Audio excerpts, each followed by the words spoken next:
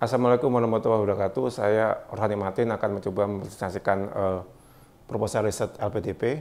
Pertama kali saya ucapkan terima kasih atas kesempatan kita sampai pada step test evaluation.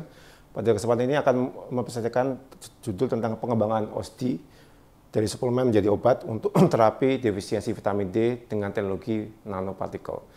Institusi sebagai institusi pengusul yaitu Universitas Gadjah Mada dan mitra riset dari Lafial Dr. Muhammad Kamal dan PT Swayasa Perkasa. Dari tim riset yang ada, saya sendiri Dr. Roni Martin sebagai PIC dibantu dengan teman-teman yang lainnya, Dr. Bondan, kemudian dari Dr. Adiatmika, Prof. Madalina, Dr. Edi, dan Dr. Cahyo, kemudian dibantu dengan Mbak Ibu Laras, kemudian sebagai mitra periset yaitu PT Swayasa dan Lafial Dr. Muhammad Kamal. Dari evaluasi yang sudah dikirimkan ke kita akan mencoba membahas satu persatu, poin per poin. Poin pertama, mohon dipastikan seluruh anggota tim telah mengisi profil lengkap di akun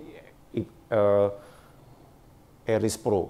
Sudah kita tambahkan dengan menambahkan Dr. Cahya Dwi Satria dengan kepakaran dokter spesialis anak dan konsultan alergi imunologi.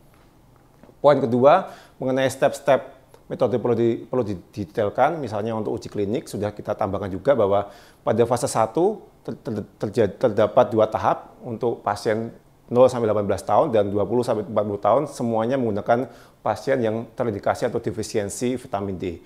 Pada fase kedua akan diujikan efektivitas juga pemberian formula vitamin D pada pasien lupus dan penyakit autoimun yang lainnya.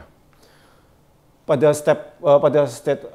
poin ketiga, state of the art dari teknologi nano ini adalah bahwa vitamin A, D, dan E atau ADEK, khususnya vitamin D adalah vitamin yang dia tidak suka air atau mengendap pada fase air dan dia akan larut pada lemak. Sehingga pada penelitian ini kita akan masukkan vitamin D yang larut air akan masuk pada fase emulsi di fase minyaknya.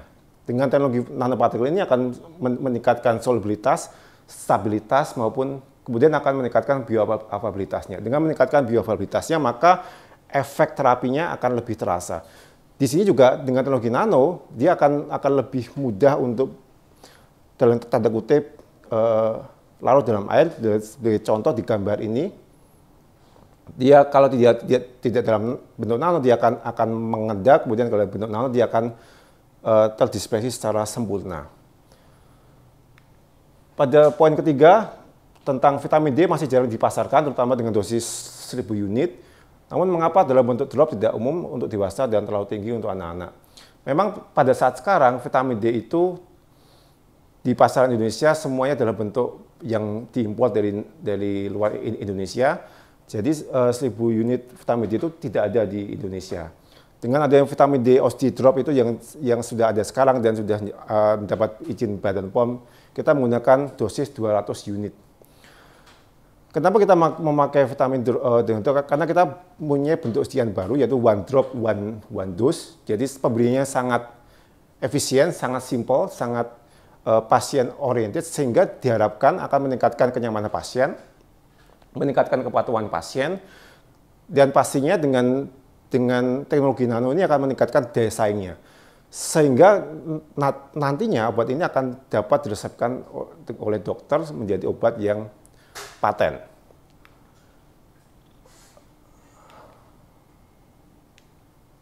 Poin 5 yaitu apakah penelitian bisa dimanfaatkan menjadi 2 tahun. Kita sudah mencoba untuk bekerja di situ, tapi tidak bisa karena berkaitan dengan urutan penelitian yang tidak bisa paralel. Karena uji toksisitas, uji klinik fase 1 dan uji klinik fase 2 itu berjalan secara berurutan. Jadi tidak bisa dilakukan secara paralel. Jadi kita tidak bisa mempercepat atau memotong tahunnya menjadi 2 tahun. Kemudian poin yang keenam, justifikasi dana terlalu tinggi untuk penyediaan bahan baku tiap tahun sudah kita sesuaikan. Dari penyediaan bahan baku yang ada, kita sudah mengefisiensikan selama 3 tahun dari 161.890.000 menjadi 117.200.000. Pada poin 7, perlu efisiensi anggaran dengan usulan dana kurang dari 5 miliar setiap tahunnya sudah kita efisiensikan, walaupun jatuhnya tidak sesemut yang kita bayangkan. Total pendanaan awal pada tahun pertama 1,9 menjadi 1,96, tahun kedua 199 miliar menjadi 1998, tahun ketiga 1,993 menjadi 1,02, sehingga totalnya dari 5,9 miliar menjadi 5,097 miliar. Jadi ada efisiensi sekitar 900 juta. Oke, kita kemudian menginjak pada urgensi riset ini sendiri bahwa vitamin D itu sebenarnya sudah ada di makanan. Kemudian kita mengkonsumsi ikan, cheese, kemudian susu dan lain-lain itu sudah ada di makanan. Tapi dengan pola hidup kita yang juga takut matahari atau tidak suka matahari, maka terjadi defisiensi. Defisiensi ini kemudian akan menimbulkan tidak hanya kekurangan vitamin D, tapi juga akan menimbulkan penyakit yang lainnya seperti diabetes, breast cancer, kemudian ada tuberkulosis, kemudian ada kanker paru-paru, sehingga efek jangka panjangnya akan menjadi problem di dunia kesehatan.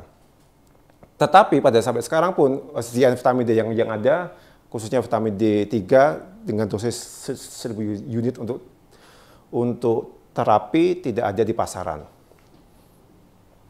Kemudian roadmap-nya sudah dimulai dari tahun 2015 sampai 2018, dimulai dari dana UGM dan Dikti.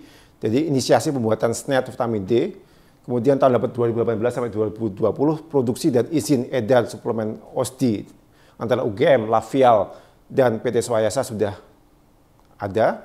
Kemudian tahun 2020 sampai 2023 pengembangan OSDI sebagai terapi defisiensi vitamin D antara UGM, Lafial, PT Swayasa yang nantinya insya Allah akan dibiayai oleh LPDP Rispro. Kemudian untuk kedepannya selama 2024 sampai 2030 akan kita mencoba untuk pengembangan vitamin D untuk terapi yang lain, karena tadi keterkaitan defisiensi vitamin D dengan penyakit-penyakit yang non-communicable disease. Kemudian kita akan menyampaikan pembagian peran antara periset serta mitra. Jadi saya sendiri punya keahlian sebagai formulator, kemudian sebagai ahli dari nanopartikel, kemudian Adian Mika juga ahli dalam pembuatan formulasi dan analisis data, Dr. Bondan sebagai pengujian kadar atau preklinik toksitas di hewan uji, Prof. Madalina adalah ahli dari farmakologi dan klinis pada manusia, Dr. Enning juga ahli farmakologi, Dr. Dedi juga ahli dari uji klinis pada manusia, kemudian juga Dr. Cahya juga ahli dalam klinis pada manusia. Ibu Laras juga mempunyai keahlian dalam pembuatan formulasi dan karakterisasi dan stabilisasi. Kemudian tim Swayasa sebagai mitra kita selain juga mendukung dalam pengujian berbagai macam kadar organoleptis maupun toksisitas, juga untuk membantu dalam dokumentasi registrasi obat. Kemudian tim Lafial membantu dalam pembuatan formula skala industri maupun penyiapan dokumentasi untuk registrasi obat. Rencana aktivitas riset per tahun kita bagi menjadi 3 tahap. Tahun pertama yaitu adalah formulasi skala laboratorium, kemudian formulasi skala industri dalam scale up lebih besar, kemudian dilakukan uji stabilitas fisik, kimia maupun microbiology, kemudian dilakukan uji toksisitas akut dan subkronis pada hewan uji, dalam hal ini kita menggunakan tikus atau mencit. Kemudian dari tahun pertama akan menghasilkan draft paten formulasi dan draft paten untuk merek. Tahun kedua akan dimulai dengan uji klinik fase 1 dan uji farmakokinetik farmakodinamik secara bersamaan. Kemudian setelah itu akan dilakukan uji klinik fase 2, dan di tahun pertama akan sebagai luaran di samping hasil ujinya juga ada bukti submit paten formulasi dan merek. Di tahun ketiga diharapkan sudah punya dokumentasi registrasi, jadi persiapan dokumen registrasi di Badan POM. Kemudian kita melakukan FGD, peneliti, mitra maupun dengan Badan POM untuk persiapan pendaftaran obat vitamin D 1000 unit, one dose, one drop. Target output riset per tahun mungkin secara implisit sudah terlintas di slide sebelumnya bahwa tahun pertama kita mempunyai sediaan vitamin D yang GMP, kemudian hasil uji toksisitas akut dan subkronis dan draft paten. Di tahun kedua, uji fase klinik 1, hasil PKPD atau farmakokinetik farmakodinamik, uji klinik fase 2, dan bukti summit paten. Di tahun ketiga, tentunya kita punya outputnya adalah dokumen registrasi obat Badan POM dan bukti pendaftaran obat dari Badan POM. Dari segi pendanaan, secara total per tahun kita akan menganggarkan dari tahun pertama 1,996,512 miliar. Tahun kedua anggaran kita merencanakan 1,998 miliar. Tahun ketiga 1,102 miliar. Secara detail nanti akan kita sampaikan anggarannya pada bentuk PPT yang lainnya. TKT dan dokumen pendukung TKT bahwa OSD drop vitamin D ini sudah mempunyai izin edar dari Badan POM dengan nomor POM SD 191695921 sehingga ini sudah bisa dipasarkan. Kemudian OSD ini juga sudah menjadi suplemen vitamin D yang sudah mulai dipasarkan dengan merek OSD seperti yang tampak pada gambar. Kemudian juga formulasi OSD ini sudah kita daftarkan paten pada Kementerian Hukum dan HAM sehingga kita akan menunggu hasil patennya mengenai metode pembuatan sediaan vitamin D3 larut air berbasis penghantaran obat nanoemulsi. Untuk studi kelayakan dan hasil riset ini kita mencoba mengamati segmen pasar. Bahwa segmen pasar ini karena ini obat yang harus diresepkan oleh dokter, maka target kita adalah ke dokter, yaitu dokter anak, dokter internis, dermatologi, dokter endokrinologi, dan tentunya pasien defisiensi vitamin D. Dan khususnya pada umumnya ke masyarakat umum yang tadi memerlukan defisiensi vitamin, obat untuk defisiensi vitamin D. Sebagai aspek bisnis, bahwa prospek masalahnya sangat bagus sekali. Karena sampai sekarang tidak ada produk pesaing dalam bentuk drop. Jadi satunya obat di Indonesia yang dalam bentuk drop. Sehingga harganya akan sangat bersaing. Karena bentuknya drop maka bahan pembawanya sangat sedikit sehingga harganya akan sangat bersaing.